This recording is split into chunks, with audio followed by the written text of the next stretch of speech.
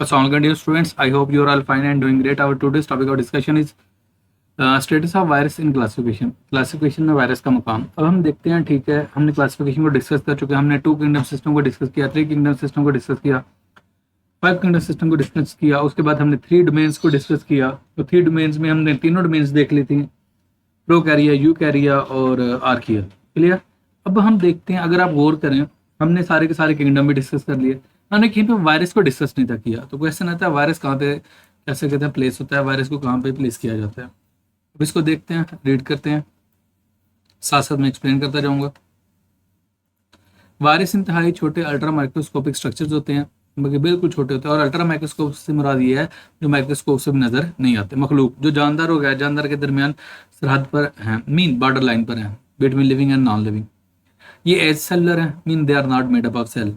और इसी वजह से हम इसको किसी भी क्या से कहते हैं ग्रुप में शामिल नहीं करते, क्योंकि आप बाकी किंगडम जितने भी देख लो, आप किंगडम मोनेरा की बात कर लो, प्रोटिस्टा की बात कर लो, फंजाई की बात कर लो, प्लांटी की बात कर लो, एनिमेलिया की बात कर लो, हर किंगडम के अंदर जो एनिमल ऑर्गेनिजम्स हैं ना, वो बेसिकली सेल से मिलके बने हैं। और जो वायरस है ये तो सेल से मिलके नहीं बने, तो आप कैसे उनको इंक्लूड कर सकते हो। एनीवेज, ये सेलर हैं, यानी ये सेल से नहीं बने होते और ना ही इनका कोई ऑर्गेनल्स होते हैं। ओके। एक वायरस न्यूक्लिक एसिड, डीएनए या आरएनए पर मुश्तमिल होता है, जो एक प्रोटीन के खोल से गिरा हुआ होता है। ठीक है, इर्द गिर्द प्रोटीन का कवरिंग होगी, उसे कैप्सिड कहते हैं। एनीवेज, ये कोई मेटाबॉलिज्म नहीं चला सकते, इनके अंदर मेटाबॉलिज्म नहीं होता। तो मेटाबॉलिज्म क्या है? Set of all the chemical activities occurring within a अ सेल। एक सेल के अंदर होने वाली जितनी भी केमिकल एक्टिविटीज है ना, उसे मेटाबॉलिज्म कहते हैं। तो यार, जब ये सेल से मिलके नहीं बने, तो then how this is possible कि ये मेटाबॉलिज्म को रन कर लेंगे। ओके। अपनी प्रोटीन्स की तैयारी और अपनी तादाद बढ़ाने के लिए वायरस जानदारों, पौधे, जानवर और बैक्टीरिया में पैरासाइट बनकर रहते हैं। तो मीन, अब इन्होंने अगर मल्टीप्लाई करना है ना, या अपनी प्रोटीन्स बनानी है, तो इसका जो होस्ट सेल होता है ना, जिसमें ये रह रहा होता है, वहाँ पैरासाइट के तौर पर रहता है और वहाँ पे अपने आप को मल्टीप्लाई करवाता है। ओके। वायरस को क्लासिफिकेशन सिस्टम में शामिल नहीं किया जाता, क्योंकि इसमें जिंदगी की तीनों डोमेन्स की कोई खसूसियात नहीं है। आप बेशक आर्किया की बात कर लो, आप बेशक प्रोकैरिया की बात कर लो, बेशक यूकैरिया की बात कर लो, किसी की भी जो प्रॉपर्टी ना वो इसके अंदर नहीं पाई जाती। क्लियर। ये कुछ क्या सा इन्फॉर्मेशन दी गई एक्स्ट्रा, इसको रीड करते हैं। प्रियॉन्स एंड विरियाइट्स भी ए सेलुलर ज़रात हैं, ये भी सेल से मिलके नहीं बने हुए, और इन्हें भी क्लासिफिकेशन सिस्टम में इस्तेमाल की शामिल नहीं किया जाता। तो जब ये सेल से मिलके नहीं बने, then how this is possible, हम इसको इस सिस्टम में इंक्लूड कर लें। हाँ, लेकिन ये कहा जाता है कि ये जो प्रियॉन्स और विरियाइट्स हैं, ये वायरस से भी छोटे होते हैं। क्लियर। प्रियॉन्स सिर्फ प्रोटीन पर मुश्तमिल होते हैं, प्रियॉन्स जस्ट उनकी कंपोजिशन प्रोटीन की है, जबकि विरियाइट सिर्फ आरएनए पर मुश्तमिल होते हैं। क्लियर। अब जब वायरस के बच्चे हम बात करते हैं ना, हम वायरस के अंदर कहते हैं 2 चीज़ें होते हैं। एक होता है न्यूक्लिक एसिड, वो में भी डीएनए हो सकता है, वो में भी आरएनए हो सकता है। ओके। उसके इर्द गिर्द जो होती है ना, वो प्रोटीन होती है। इर्द गिर्द क्या होती है? प्रोटीन। ऊपर कवरिंग जो होगी, ऊपर जितना भी स्ट्रक्चर होगा वो प्रोटीन का होगा, अंदर न्यूक्लिक एसिड होगा, वो डीएनए हो सकता है, आरएनए हो सकता है, कोई भी हो सकता है। क्लियर है। और एनीवेज, यहाँ पे 2 आम वायरस, बाएं एक बैक्टीरियोफेज है, ये वाला बैक्टीरियोफेज है जो बैक्टीरिया पर हमला करता है। द इन्फ्लुएंजा वायरस है, ये इन्फ्लुएंजा वायरस है। क्लियर। इनकी डायग्राम्स वगैरह दी गई हैं। आगे आपको टेबल दिया गया, इस टेबल को हम देखते हैं क्या दिया गया। टेबल जिंदगी की डोमेन्स और किंगडम्स की खसूसियात। ये इसको वैसे वायरस से पहले ये टेबल देना चाहिए था, इसने बेतुका सा टेबल यहाँ पे प्लेस कर दिया हुआ है। खैर, किंगडम देखते हैं। Archie bacteria, you bacteria, protista, fungi, Plantae, animalia. ऊपर आपको डोमेन्स पता 3 ही है, आर्किया, बैक्टीरिया और यूकैरिया। सबसे पहले हम बात करते हैं सेल की किस्म। आर्किया के अंदर आपको पता है क्या उसे कहते हैं, बेशक बैक्टीरिया या यू बैक्टीरिया, आर्कियो बैक्टीरिया या यू बैक्टीरिया, उनके अंदर प्रोकैरियोटिक सेल ही है। अगर आप प्रोटिस्टा की बात कर लो, फंजाई की बात कर लो, प्लांटी की बात कर लो, एनिमेलिया की बात करो, इन सब किंगडम्स के अंदर जो सेल की टाइप है ना, वो यूकैरियोटिक ही है, as we know. Okay. Nuclear membrane, क्या सर न्यूक्लियर, ये प्रोकैरियोटिक सेल है तो इसमें न्यूक्लियर मेम्ब्रेन तो हो ही नहीं सकती, तो मौजूद है नहीं है। बेशक आर्किया बैक्टीरिया की बात कर लो, बेशक यू बैक्टीरिया की बात कर लो, तो यूकैरियोटिक सेल है, उसमें न्यूक्लियर मेम्ब्रेन तो होगी। बेशक प्रोटिस्टा है, बेशक फंजाई है, बेशक प्लांटी है, बेशक एनिमेलिया। ओके। सेल वाल की बात करते हैं। आर्किया बैक्टीरिया, पॉलीपेप्टाइड्स और प्रोटीन्स। अच्छा, पॉलीपेप्टाइड प्रोटीन मिलते जुलते स्ट्रक्चर्स होते हैं। एनीवेज, यू बैक्टीरिया, क्योंकि पॉलीपेप्टाइड ही मिलकर प्रोटीन बनाते हैं। यू बैक्टीरिया पेप्टाइडोग्लाइकिन, ये पेप्टाइडोग्लाइकिन होती है इसके अंदर। ओके। प्रोटिस्टा में जाओगे तो कुछ में मौजूद मुख्तलिफ केमिकल्स की बनी होती है, इनके अंदर डिफरेंट डिफरेंट केमिकल्स की होती है। और फंजाई के अंदर जाओ काइटिन की, प्लांटी के अंदर जाओ सेलुलोज, दूसरे पॉलीसेकेराइड, और एनिमेलिया के अंदर सेल वॉल होती ही नहीं है। ओके। नेक्स्ट, ग़िज़ा हासिल करने का तरीका, how they get their food, वो अपनी खुराक कैसे करते हैं। इनमें आर्किबैक्टीरिया और यूबैक्टीरिया में ऑटोट्रॉफ या हेटेरोट्रॉफ, ऑटोट्रॉफ भी हैं और हेटेरोट्रॉफ भी हैं। और ऑटोट्रॉफ और हेटेरोट्रॉफ काफ़ी दफ़ा बता चुका हूँ।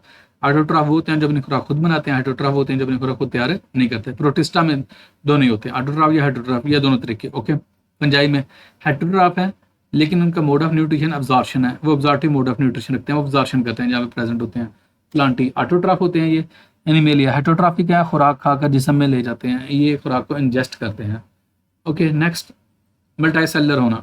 आर्कियोबैक्टीरिया यूबैक्टीरिया कोई भी मल्टीसेलुलर नहीं होता, आई मीन मल्टीपल सेल से मिलकर नहीं बने होते इनके बॉडी, यूनिसेलुलर होते हैं। प्रोटिस्टा ज़्यादातर मल्टीसेलुलर नहीं, ये मोस्टली क्या होते हैं, यूनिसेलुलर होते हैं, लेकिन चंद एक रेयर होते हैं जो मल्टीसेलुलर होते हैं, वो मोस्टली एलजी वगैरह होते हैं। ओके, नेक्स्ट बात करें फंजाई की, ज़्यादातर मल्टीसेलुलर है, फंजाई भी ज़्यादातर मल्टीसेलुलर है, क्योंकि इसमें चंद एग्जांपल जो यीस्ट वगैरह है ना, वो यूनिसेलुलर है। प्लांटी तमाम मल्टीसेलुलर हैं और एनिमेलिया भी तमाम मल्टीसेलुलर है। ये टेबल है, इसको आप अगर याद कर लें तो आपको पांचों किंगडम की क्या से कहते हैं जो फीचर्स हैं, करैक्टरिस्टिक्स हैं, पता चल जाती हैं। नेक्स्ट कोरोना वायरस से रिलेटेड इन्फॉर्मेशन है, इसको भी रीड कर लेते हैं। ये शॉर्ट क्वेश्चन आ सकता है। इस कोरोना वायरस एक वायरस है जो 2019 के आखिर में चीन के शहर वुहान में दरियाफ्त हुआ, वहाँ पे फर्स्ट टाइम डिस्कवर किया गया था। ये वायरस सांस की बीमारी की एक वबा है, एक एपिडेमिक डिजीज है जिसे कोविड-19 भी कहा जाता है। कोविड-19 कहा जाता है का सबब कोरोना वायरस है, तो इसका जो रीज़न है या काज है वो बेसिकली क्या है, कोरोना वायरस है।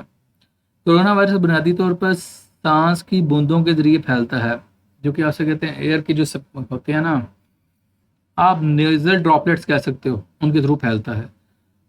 या क्या उसे कहते हैं, जब एक मुतासरा शख्स खांसता, छींकता, बात करता है या सांस लेता है। अच्छा, इसमें थोड़ा सा क्या उसे कहते हैं, मैं डिसएग्री करता हूँ, ये हवा के थ्रू स्प्रेड नहीं करता, अनलेस आपके क्या उसे कहते हैं नेजल ड्रॉपलेट्स या क्या उसे कहते हैं माउथ के ड्रॉपलेट्स से डायरेक्ट कंटेक्ट में ना आए और वो चीज़ें आपके मुंह में या नाक के थ्रू बॉडी के अंदर एंटर ना हो जाए, तब तक नहीं। ये वायरस हवा के थ्रू स्प्रेड नहीं हो सकता। एनीवेज, ये वायरस आलूदा सतहों को छूने से भी फैल सकता है, जो क्या उसे कहते हैं आलूदा क्या उसे कहते हैं सरफेस है, पोल्यूटेड सरफेस है, उसको छूने से फैल सकता है। अच्छा, बीमारी के फैलाव को रोकने के लिए नाक और मुंह पर मास्क पहनना मददगार होता है। ये तो आपको स्टार्ट से पता है कि इसको किया जाता था। जब ये कोरोना वगैरह पीक पर था तो कहा जाता था मास्क वगैरह पहने और अपने हाथ बार बार क्या कहते हैं वॉश करें और हैंड सैनिटाइजर्स वगैरह यूज़ करें। ये जनरल प्रिकॉशन सबको ही पता है, आप जिन लोगों ने 2019 2020 तो क्या सकते फेस किया, they know all this thing. इस बीमारी की आम अलामत में बुखार, खांसी, सांस लेने में दुश्वारी, थकावट, जिस्म में दर्द, जायके और सूंघने की हिस्स का खत्म होना। ये सारी की सारी, अरे ज़रूरी नहीं है कि सारी की सारी जो सिम्टम्स एट ए टाइम एक ही पर्सन में हो, किसी में एक हो सकती है, दो हो सकती हैं, ज़्यादा भी हो सकती हैं। क्लियर? गले में खराश और सर दर्द शामिल है। और क्या गले में भी खराश वगैरह होगी और सर दर्द भी होगी। बाद सूरतों में ये खासतौर पर उम्र सीधा अफराद, हाँ जो एजड पीपल हैं उनमें ज़्यादा क्या डेंजरस हो जाता था। क्यों? क्योंकि उनका जो इम्यून सिस्टम है ना वो वीक हो गया होता है। इम्यून सिस्टम क्या है, हमारे बॉडी का डिफेंस सिस्टम होता है। With the passage of time हमारा डिफेंस सिस्टम भी क्या होता जाता है, वीक होता जाता है। ओके, और दीगर सेहत के मसाइल वाले लोगों में शदीद सांस के मसाइल का बायस बन सकता है। हाँ, आपने देखा होगा जो यंग पीपल थे उनमें क्या कहते हैं सांस की इतनी इशू नहीं था बनता, जो एजड थे उनमें सांस का इशू ज़्यादा बनता था। साबुन से कम 20 सेकंड बार बार हाथ धोना, साबुन से बार बार क्या कहते हैं 20 सेकंड आपने हाथ धोना, या 60% अल्कोहल वाले हैंड सैनिटाइजर। तो 60% अल्कोहल, अब क्वेश्चन आता है 60% अल्कोहल कैसे बनाए। 60% आप क्या उसे कहते हैं 60 ml वो ले लो, अल्कोहल ले लो और 40 ml वाटर ले लो, मिक्स कर लो, 60% अल्कोहल बन जाएगा। इसमें क्या रॉकेट साइंस है। अच्छा, बीमारी के फैलाव को रोक सकता है। कोविड-19 से हिफाजत के लिए वैक्सीन लगवाना बहुत अहम है। वैक्सीन वगैरह लगवाई जाती थी। वैक्सीन मुदाफ़ती निज़ाम को वायरस पहुंचाने और इससे लड़ने में मदद देती है, जिससे बीमारी की शदीद कम हो जाती थी। क्लियर? ये मैंने वायरस से रिलेटेड जितनी भी इन्फॉर्मेशन थी आपकी बुक में इस चैप्टर में वो डिस्कस कर दी। If you have any sort of question then you can ask in the comment section. Thank you.